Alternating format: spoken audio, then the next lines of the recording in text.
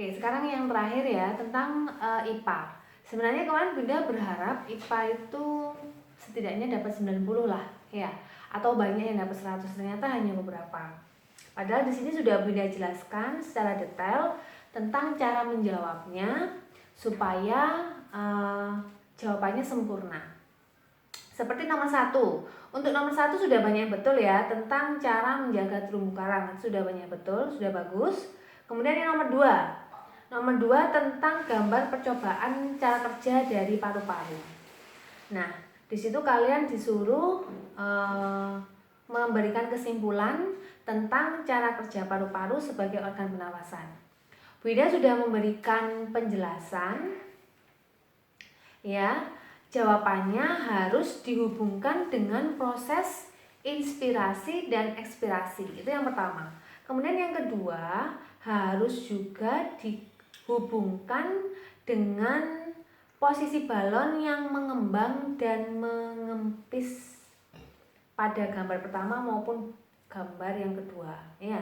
Jadi seharusnya nomor 2 itu jawabannya lengkap. Lengkapnya seperti ini. Ketika dasar botol ditarik ke bawah, maka balon akan mengembang atau balon terisi dengan oksigen. Di dalam pernafasan maka disebut inspirasi.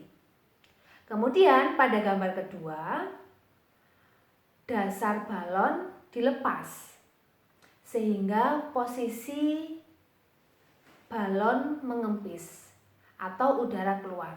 Disinilah terjadi proses ekspirasi. Sehingga dapat disimpulkan bahwa dalam proses pernafasan manusia itu terdiri dari 2 proses, yaitu proses inspirasi, masuknya oksigen ke dalam tubuh atau ke dalam paru-paru, dan proses ekspirasi, yaitu keluarnya CO2 atau karbon dioksida dari paru-paru. Nah, jadi seperti itu seharusnya jawabannya. Jadi jawaban mengaitkan antara gambar dengan proses inspirasi dan ekspirasi. Kemudian yang terakhir disimpulkan tentang proses kerja paru-paru yang terdiri dari inspirasi dan ekspirasi ya. Oke, sekarang jadi kalau jawabannya itu sudah lengkap, hanya saja tidak ada kaitannya dengan inspirasi ekspirasi atau tidak ada kaitannya dengan gambar, maka poinnya 10.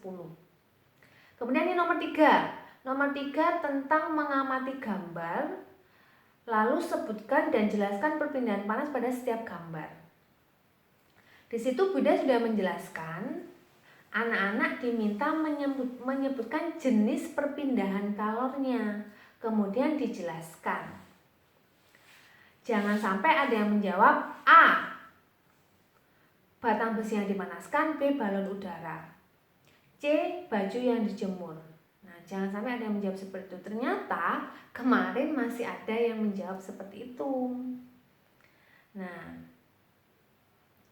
jadi seharusnya jawaban yang benar, gambar A adalah proses konduksi. Konduksi adalah perpindahan panas, ya, yang menggunakan zat perantara, tapi tanpa diikuti oleh zat perantara tersebut, atau tanpa diikuti oleh aliran dari zat perantara tersebut.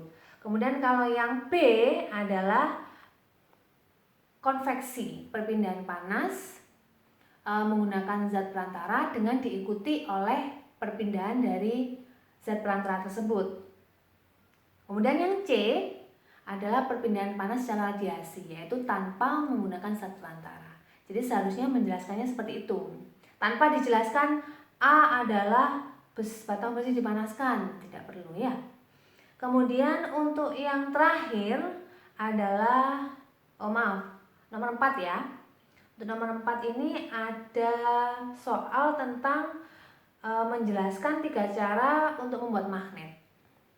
Sudah Bunda beri penjelasan untuk diminta menyebutkan kemudian dijelaskan. Nah, ternyata masih banyak yang hanya menyebutkan saja induksi, digosok, elektromagnetik. Nah, hanya menyebutkan saja, maka poinnya 10.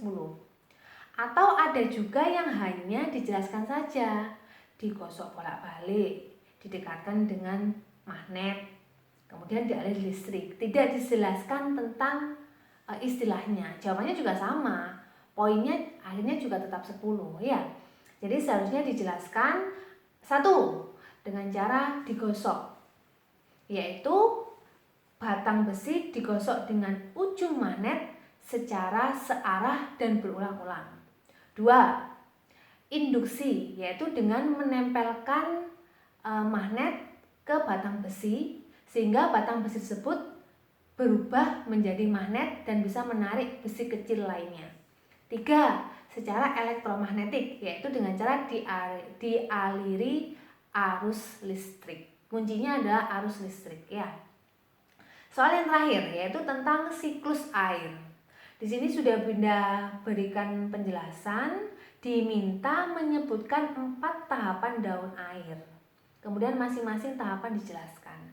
Banyak yang masih menjelaskan evaporasi, kondensasi, presipitasi, sama infiltrasi tanpa dijelaskan. Padahal seharusnya dijelaskan satu persatu. Ada juga yang malah digambar, padahal sudah Bunda ingatkan tidak perlu digambar. Jadi tolong diperhatikan lagi. Ini soal sudah pernah kalian kerjakan. Masih ada yang kurang nilainya. Dan di sini juga sudah Bunda jelaskan secara detail, harus begini. Ternyata masih banyak yang kurang sempurna menjawabnya. Berarti apa masalahnya? Berarti kalian tidak membaca instruksi soal dengan detail, dengan lengkap, dan kurang hati-hati ketika menjawab. Oke? Jadi nanti lain kali kalau ada soal, tolong lebih detail lagi menjawab soalnya ya, sehingga bisa mendapatkan nilai yang sempurna. Oke? Jadi cukup sekian pembahasan dari Bu Indah, sudah dari 3 mapel. Semoga kalian bisa tahu kalian salahnya di mana. Oh, kenapa kok aku dapat 90? Oh, kok nanggung banget dapat 98. Nah, kalian tahu salahnya di mana, sehingga seandainya nanti kalau ada tugas bisa memperbaiki kesalahannya dan nanti bisa mendapatkan nilai yang sempurna. Oke? Tetap di rumah, jangan kemana-mana ya. Bersama keluarga, nggak usah jalan-jalan, nggak usah kerja kelompok, nggak usah juga pergi ke rumah teman ya, karena kita saling menjaga kesehatan masing-masing. Oke? Bunda akhiri, wassalamualaikum warahmatullahi wabarakatuh.